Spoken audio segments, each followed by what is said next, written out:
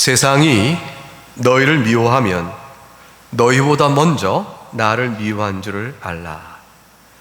너희가 세상에 속하였으면 세상이 자기의 것을 사랑할 것이나 너희는 세상에 속한 자가 아니요 도리어 내가 너희를 세상에서 택하였기 때문에 세상이 너희를 미워하느니라. 내가 너희에게 종이 주인보다 더 크지 못하다 한 말을 기억하라. 사람들이 나를 박해하였은즉 너희도 박해할 것이요 내 말을 지켰은즉 너희 말도 지킬 것이라. 그러나 사람들이 내 이름으로 말미암아 이 모든 일을 너희에게 하리니 이는 나를 보내신 이를 알지 못함이라. 내가 와서 그들에게 말하지 아니하였더라면 죄가 없었으려니와 지금은 그 죄를 핑계할 수 없느니라. 나를 미워하는 자는 또 내 아버지를 미워하느니라. 내가 아무도 못한 일을 그들 중에서 하지 아니하였더라면 그들에게 죄가 없었으려니와 지금은 그들이 나와 내 아버지를 보았고 또 미워하였도다. 그러나 이는 그들의 율법에 기록된 바 그들이 이유 없이 나를 미워했다 한 말을 응하게 하려 함이라. 내가 아버지께로부터 너희에게 보낼 보혜사 곧 아버지께로부터 나오시는 진리의 성령이 오실 때에 그가 나를 증언하실 것이요 너희도 처음부터 나와 함께 있었으므로 증언하느니라. 하나님의 말씀입니다. 하나님께 감사합니다. 이제 여러분에게 주의 말씀을 전하도록 하겠습니다. 결국에는 세상은 둘로 나뉘는 겁니다. 세상 사람은, 이건 하나님께서 말씀하신 내용이에요.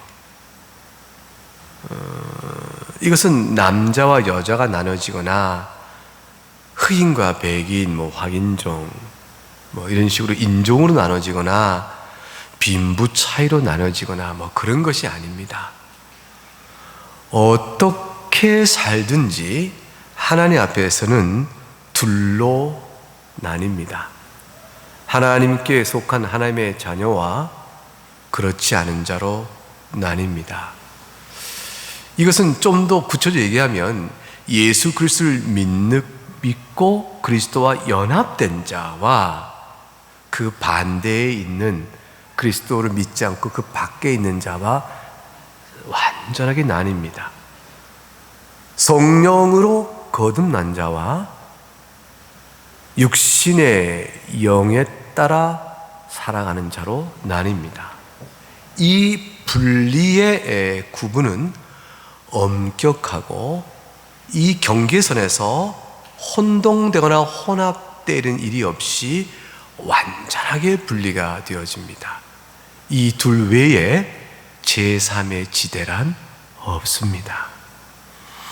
이것을 성경은 죄와 허물로 죽었던 자여 진노의 자식들과 그 가운데 부름을 받아 성령의 은혜로 생명을 받은 하나님의 자녀로 이렇게 구분해 놓습니다. 오늘 본문은 이러한 구분 가운데 이 땅에 사는 동안에 물론 지금은 예수 안 믿으나 하나님의 자녀가 장차 될 자가 있지만 그러나 이미 믿은 자들을 향하여 세상 즉 거듭나지 않은 모든 사람들이 어떻게 핍박과 박해와 미움을 주는가에 대해서 주님이 설명해 주십니다. 18절 말씀에 이렇게 이르렀습니다. 세상이 너희를 미워하면 너희보다 먼저 나를 미워한 줄 알라. 미워하면이라는 것은 미워하지 않을 가능성도 있는 것을 전제로 하는 것이 아니고 혹 그런 일이 있다면이 아니라 세상은 너희를 미워한다. 그런데 그런 일이 있으니 그런 일을 겪게 되면 이런 의미입니다. 그러니까 가정적 전제가 아니라 이미 있는 이치를 들어 설명하시는 거예요.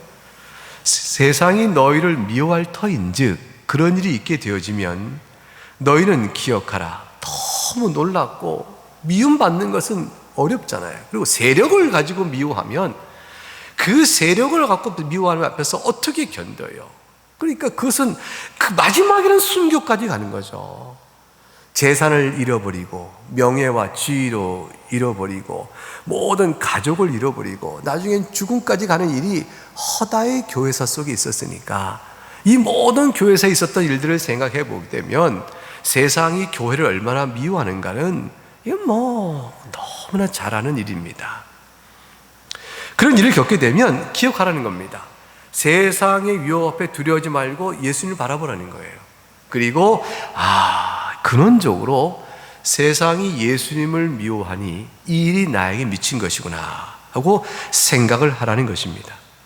악한 영은 죄 중에 있는 자들을 동원하여 교회를 핍박합니다. 복음을 대적합니다. 왜냐하면 예수님은 결국에 악한 영과 그와 함께한 자들을 정죄하시기 때문에 그래요. 예수님은 죄를 정죄하시지 죄가 죄인대로 괜찮다 하고 말씀하지 않으십니다. 그게 공의의 하나님의 거룩한 뜻입니다. 따라서 죄인이 회개하여 주 앞에 이르지 아니하면 심판받습니다. 악한 영은 회개치 아니하니 결국은 모두 다 영원한 불못에 던져지고 말게 됩니다. 회개치 않는 악한 영에게 당할 궁극적이며 최종적인 운명은 정해져 있습니다. 영원한 불못의 심판입니다.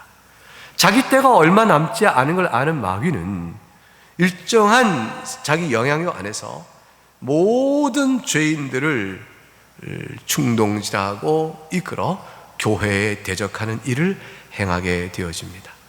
그 19절 말씀에 이렇게 되어 있죠.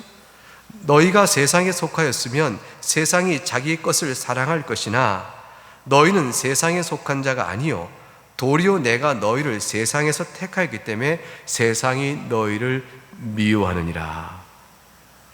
영적으로 세상에 속해 있다 이렇게 생각해 보자고요. 우리 마음 본성 안에서 정말로 세상을 좋아해요. 죄를 좋아하고 사실 복음을 싫어하고 예수님에 대한 고백이 싫고 교회 나와 신앙 고백하고 회개하는 일 자체가 싫고 나는 하나님이 싫어 이런 마음을 갖고 있다면 세상이 그러한 자를 미워할 까닭이 없습니다. 근데 예수님께서 그러한 자들에 속했던 우리들을 불러내어 하늘의 영원한 생명을 주시기로 선택한 자들이기 때문에 우리 안에는 부인할 수 없는 영적 역사가 나타났어요. 어떻게 예수님이 싫어요? 어떻게 하나님을 안 믿어요? 어떻게 교회를 사랑하지 않을 수가 있고 어떻게 복음을 미워해? 도대체 어떻게 성경 말씀을 우리가 읽고 사랑하며 여기에 우리의 내 생명이 있다는 이 사실 앞에 감사를 안 돌려요?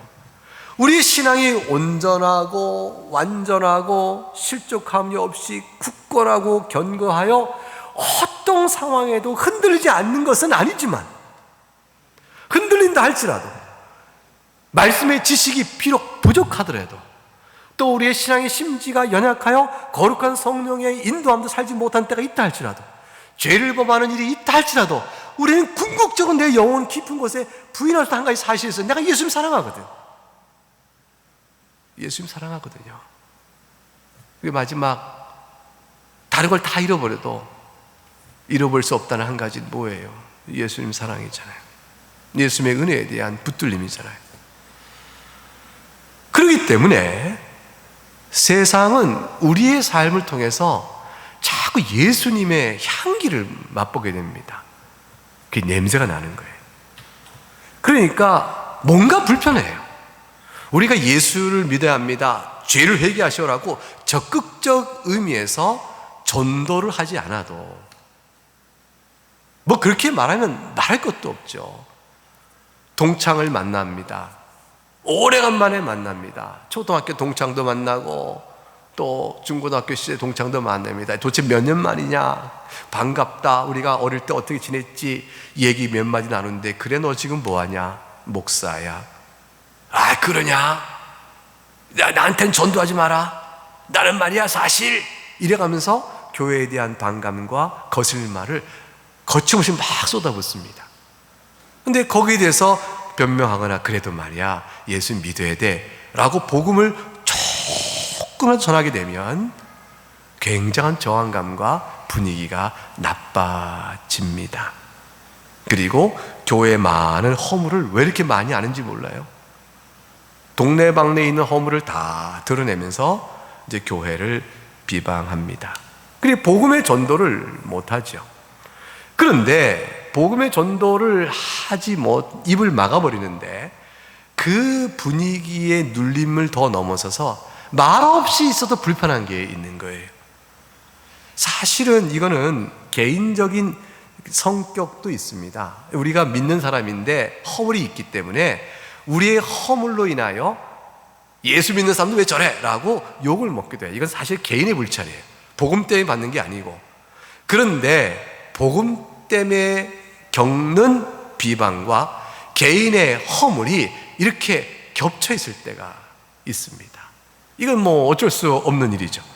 사실은 우리가 어떤 일에 있어 남의 험담을 할 때 참여하지 않습니다. 뒷담화 막 하는데 입을 다물고 있어요.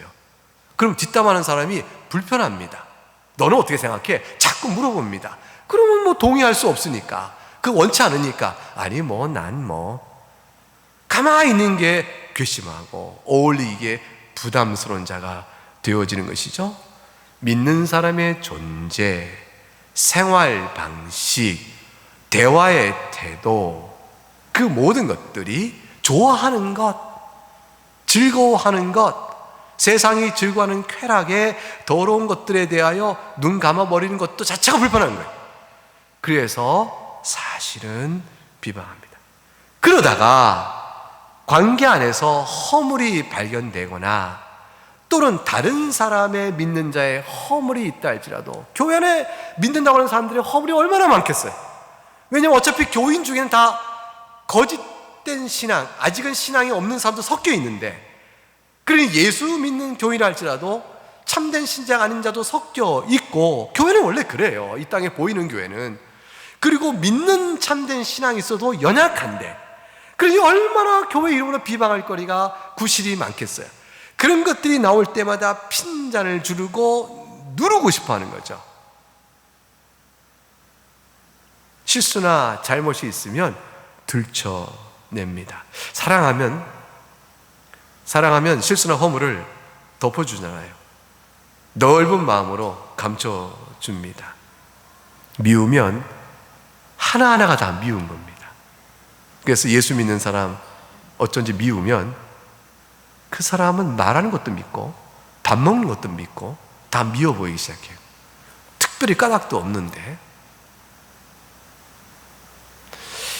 코로나19의 방역과 관계돼서 교회가 행동 일치를 못 보이고, 일부 교회는 굉장히 이제 정부 지침에서 반대를 합니다. 근데 정부가 이제 교회에 대해서 하는 태도가 결론적으로 말하면 좀 무례합니다. 굉장히 무례하죠. 확실히 말할 수 있는 것은 뭐냐면, 교회에 대한 너그러운 마음과 이해가는 없다. 뭐 정부는 교인들이 아니니까 개중에 믿는 사람이 개별적으로 있지만, 정부가 하나님이 세우신 시민 권세를 갖고 있지만 교회는 아니니까 교회를 특별히 사랑할 이유는 없겠지요. 그런데 좀 무례하다 싶은 점이 있습니다. 언론과 세상의 주류 흐름도 적어도 교회에 대해서 호의적이고 선의로 또 사랑으로 대해주지는 않는 것 같습니다. 교회가 허물이 있죠. 소수 교회들에서 매달마다 한두 건씩 이 코로나 감염으로 인한 문제를 일으켰으니까, 사실은 연속적으로 계속 교회 이름이 나오니까 얼마나 참 마음이 아파요. 속이 상해 죽겠어요. 그런데 그것이 5만이 넘는 교회 중에 극히 일부의 상황으로 나타났습니다. 자, 그러면 만약 호의적이라면 어떻게 돼야 되겠어요? 세상 정부 당국자인데 교회에 대해서 호의적이라면 왜 이 수만 5만 교회 중에서 왜 이런 교회들도 나타났나? 아니 왜 다른 교회는 다 괜찮은데 그 교회는 왜 그런 거야? 이거를 살펴보겠죠.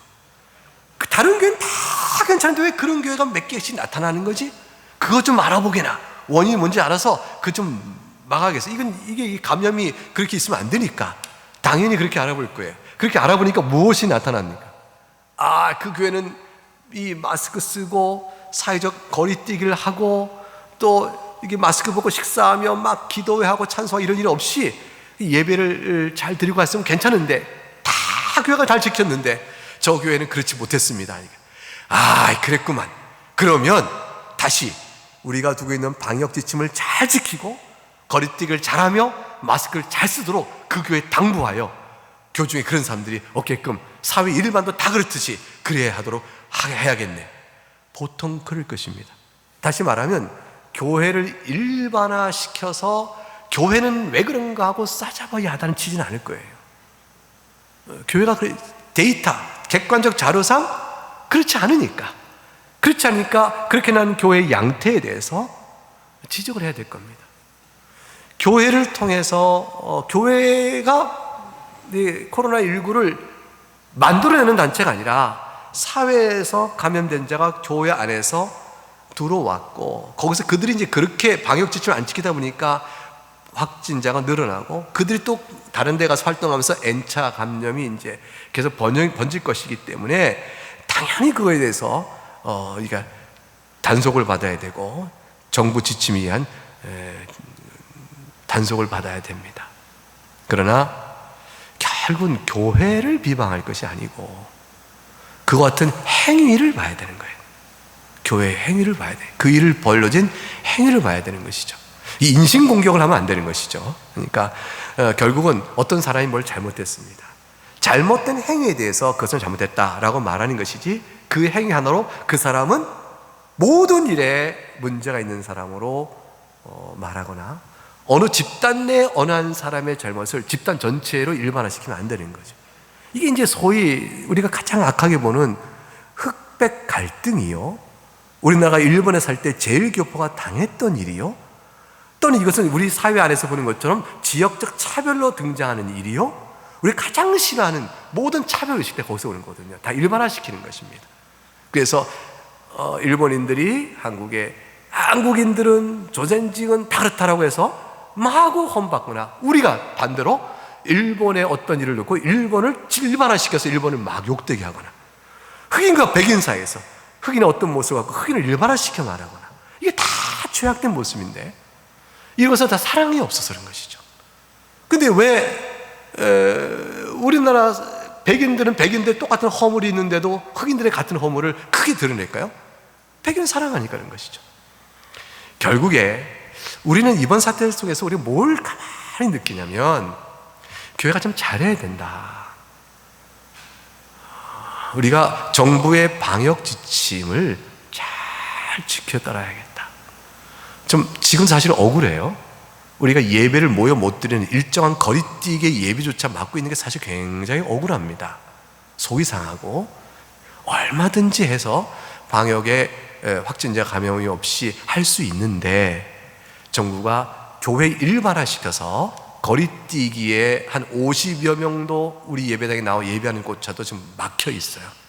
이것은 예배의 소중성과 영상 앞에 예배드린 일에 계속된 것이 교인들에게 얼마나 큰 희생적이며 상처가 되고 힘든 것인가를 정부는 전혀 개념치 않고 예배 중에서는 이해가 없는 거죠.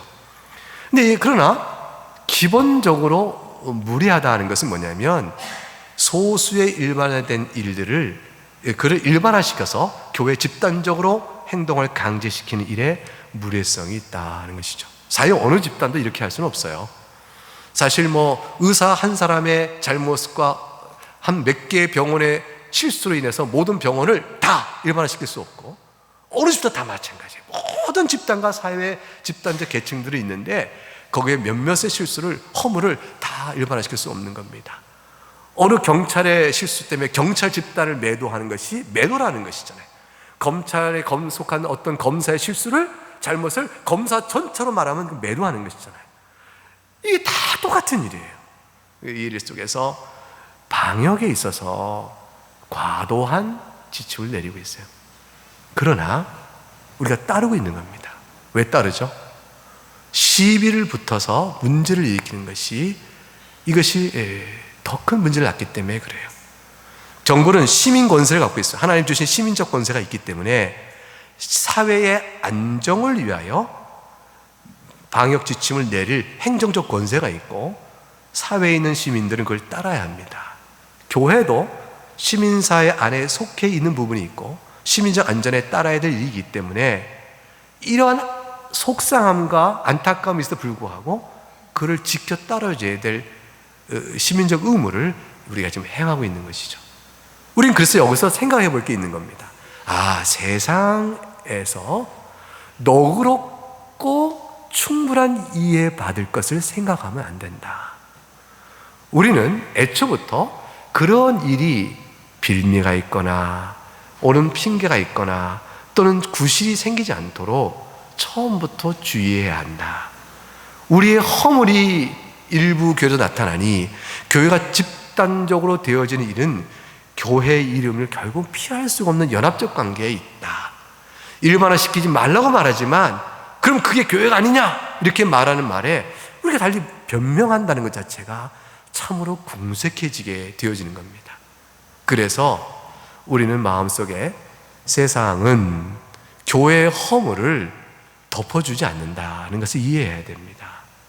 그리고 허물이 세상 속에 드러나지 않도록 더욱더 주의를 해야 합니다. 복음 전도를 위해서 그런 것이고, 또 더 나아가서 그것이 이웃사랑의 실천적 행위가 되기 때문에 그런 맥락에서도 더욱더 주의하여 방역 지침을 잘 지켜주는 노력이 있어야 합니다. 그러나 그 노력이 정부가 대하고 있는 일의 무례성에 대하여 옳다는 것은 아니에요. 참아내는 것이에요. 그리고 이렇게 전국교회가 이걸 참아 잘 지킴으로 인하여 이 시기가 지난 다음에 되돌아 집 돌아볼 때가 있어요. 우리의 허물이 어디 있고 우리가 세상에 대해서 어떤 관계에 있는가를 살펴볼 필요가 있게 되어집니다. 오늘 본문에서 주님은 사실은 오늘 상황에 대해서 우리가 노예제 형편을 잘 들어주고 있는 것입니다.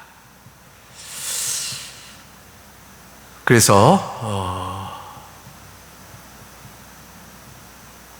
교회의 모습이나 교인으로서의 우리 각각의 노예진 관계는 시민으로서의 마땅한 의무의 다함과 동시에 교인으로서 당하는 많은 불이익과 불행도 있다는 영적인 사실들을 잘 살펴 그 가운데 우리의 중심과 결정할 태도를 지혜롭게 해 나가야 할 것입니다.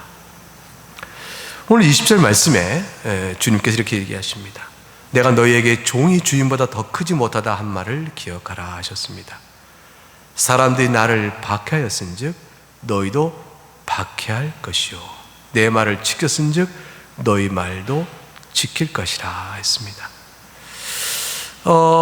우리는 기억해야 됩니다. 예수님이 박해를 당했으니, 우리 주인 대신 주님이 박해를 당했으니 우리도 주님처럼 가까이 나갈수록 박해가 있을 것이에요.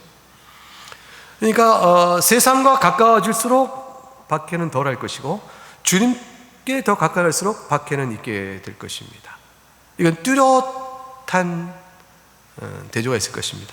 물론 여기서 혼돈하면 안 되는 게, 아까도 말씀드렸지만 개인의 허물과 불찰로 인해서 사회적 또는 관계적인 흉거리가 되는 자기의 부덕함과 부도덕성 또는 준법 정신이 없는 태도, 이런 모든 허물로 인해서 받는 비난을 예수 믿는 것한테 받는다 이렇게 돌이켜 착각하는 일은 없어야 됩니다. 이건 정말 고치기 어려워요. 정말 딱한 거예요. 정말 교인인데 사회 일반의 도덕적 양심에 비추어서도 비난받을 만한 행위를 하면서도 예수 믿는 것 때문에 자기가 고난을 받는다고 얘기하는 사람처럼 딱한 사람은 없습니다. 고치기 어려운 거예요. 정말 우리 교인 중에 그런 사람 없으면 좋겠어요.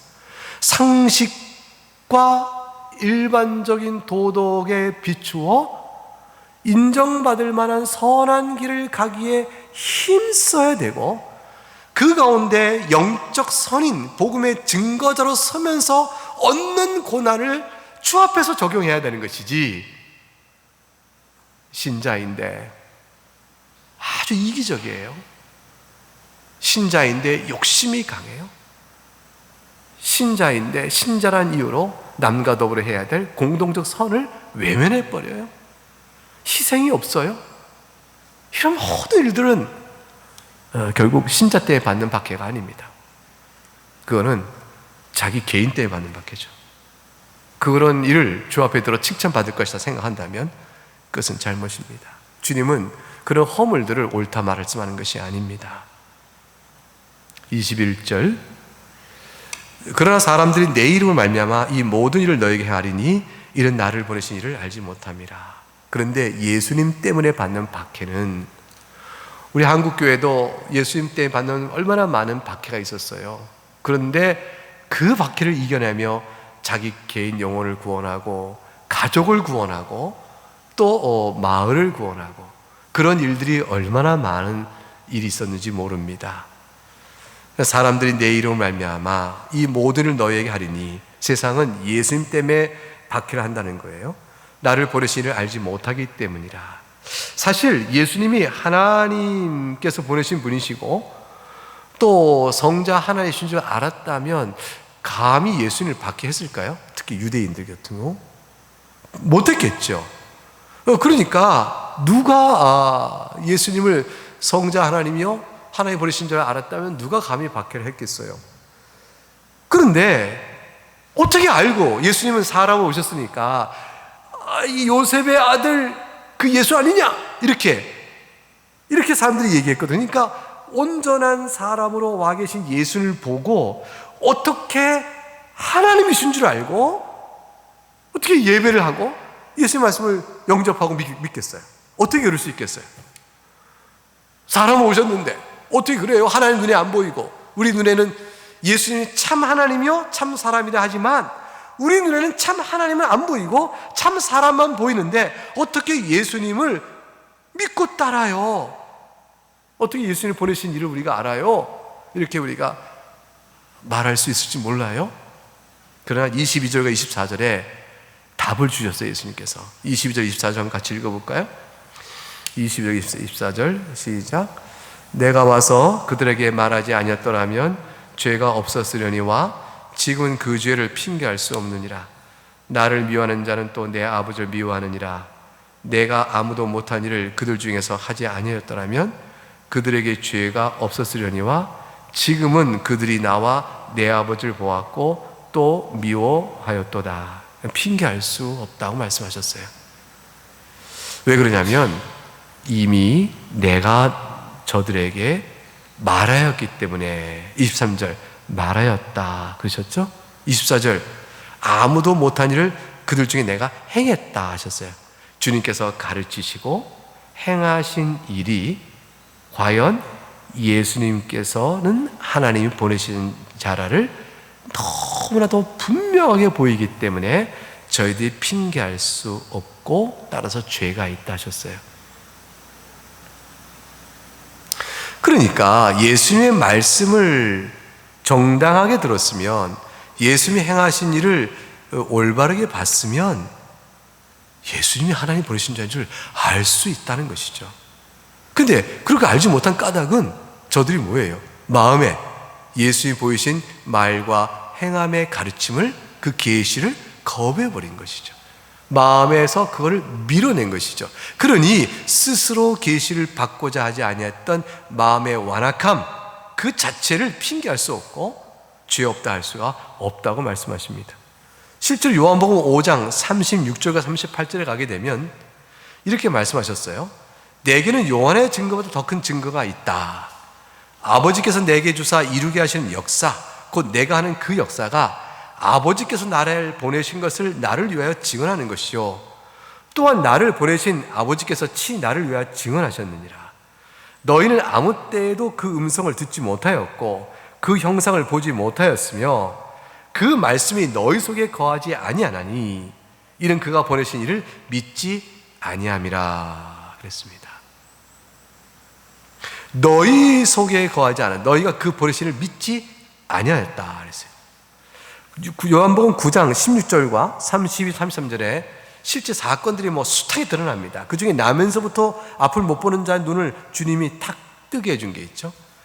16절 보니까 바리새인 중에 어떤 사람 말하되 이 사람이 안식을 지키지 아니하나 하나님께로부터 온 자가 아니라 하며, 어떤 사람 말하되 죄인으로서 어떻게 이런 표적을 행하겠느냐 하니 그들 중에 분쟁이 있었습니다.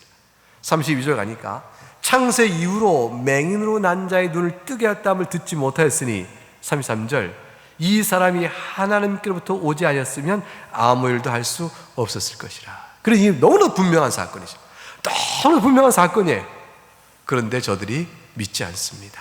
그러니 주님께서 말씀하셨어요. 핑계할 수 없고 죄가 없다 할 수 없다. 여러분, 세상에 있는 사람도 마찬가지입니다. 로마서에도 보게 되면 있지만 하나님께서 이 만드신 모든 세상 속에서 또 도덕과 양심 속에서 하나님의 능력과 신성을 나타내 보이시고 계세요. 그러니까 객관적인 계시가 있어요. 자연 안에서 일반적으로 모든 사람에게 하나님을 보여주고 있는데 계시를 계시로 받아들이지 않는 까닭은 마음속의 죄성 때문에 그렇습니다. 하나님을 마음에 두기 싫어하기 때문에 하나님의 어떤 계시가 오면 신령한 어떤 초월적 능력과 영적 세계가 있을 것이라고 돌려버려서 마귀의 영으로 나가거나 아니면 자연 자체를 숭배해버리거나 아니면 탐욕을 우상 숭배할 그 모든 음성을 거절해버립니다. 도덕과 양심은 하나님이 계시다는 증거입니다. 그 증거를 철학적으로도 도덕적 양심을 설명 못해요. 우리의 윤리의식을 설명 못합니다. 진화론을 믿는 모든 사람들이 끝내 설명 못하는 건 뭐냐면 양심이에요. 양심과 윤리를 어떻게 설명할 수 있겠는가? 진화가 맞다면 설명 못합니다. 그거를 육적인 생존에 도움이 되니까 도움되는 정신적인 어떤 작용을 윤리로 만들어냈단 말이에요. 그건 다 말이 안 되는 얘기예요.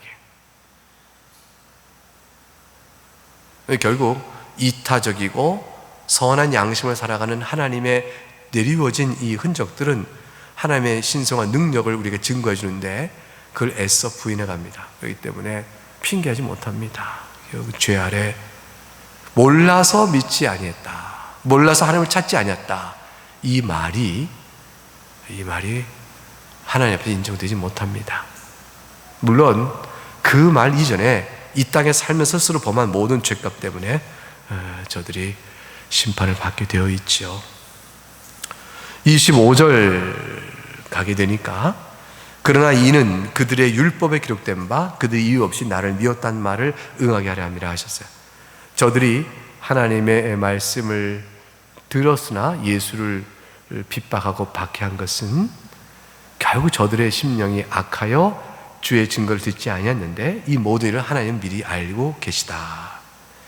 이게 시편 이제 35편 19절과 69편 4절에 나와 있는 말씀을 근거로 주님이 말씀하셨는데, 그들의 율법에 기록된 바, 이 율법이라는 것은 결국 시편을 의미합니다. 시편 속에 하나님의 뜻이 담겨져 있으므로 율법 이렇게 번역되어 있는 것인데, 그들이 까닭 없이 나를 미워했다는 말을 응하게 하려 하므로 이것은 하나님 이미 알고 계신 일이다. 하나님께서 예수님의 박해를 통하여 그것을 오히려 십자가의 죽으심으로 구원하는 그의 역사를 이루어 가십니다 라는 뜻이에요. 교회를 향한 오늘의 박해도 있다 하면 그저 훗날에 하나님께서 박해도 불구하고 주께서 또한 행하시는 선한 뜻들을 이루어 가시는 하나님 일이 있고, 하나님은 오늘의 교회의 박해를, 세상으로부터 받는 박해를 하나님 다 알고 계세요. 그러니까 신자는 두 가지 위로가 있는 것이죠. 첫째는 뭐냐면 예수님께서 먼저 박해를 당하셨으니 우리도 따라가는 것이다 라는 사실에 대한 확인, 받는 위로. 두 번째, 하나님 이미 정하신 일이다 라는 사실을 우리가 아는 거죠. 그러니까 하나님의 주권 앞에 우리의 모든 역사에 대해 모든 것을 돌려드리며 우리가 마음의 위로를 받을 수가 있습니다.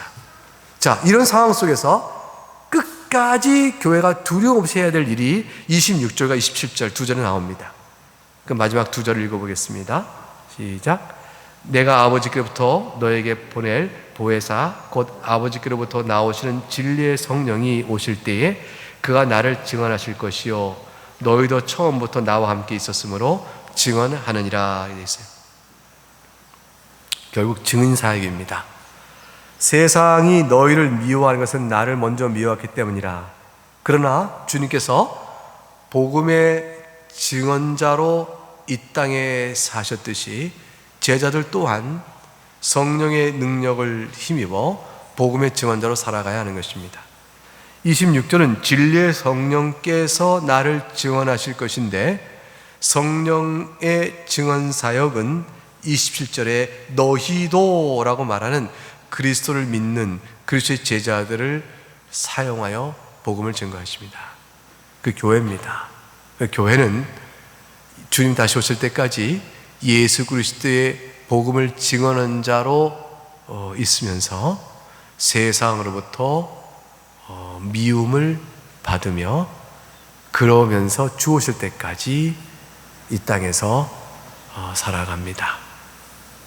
서로 사랑하라 하신 말씀대로 서로 사랑하며 그리고 이웃에게까지도 사랑을 전하며 원수마저도 사랑하는 아름다운 영적 자태와 선한 행실을 드러내면서 세상으로부터 박해를 받되 세상과 박해를 피하여 짝하지 아니하며 빛과 어둠이 구별된 것처럼 구분된 상태 속에서 주 오실 때까지 복음을 증언하는 사역으로 살아가는 것입니다.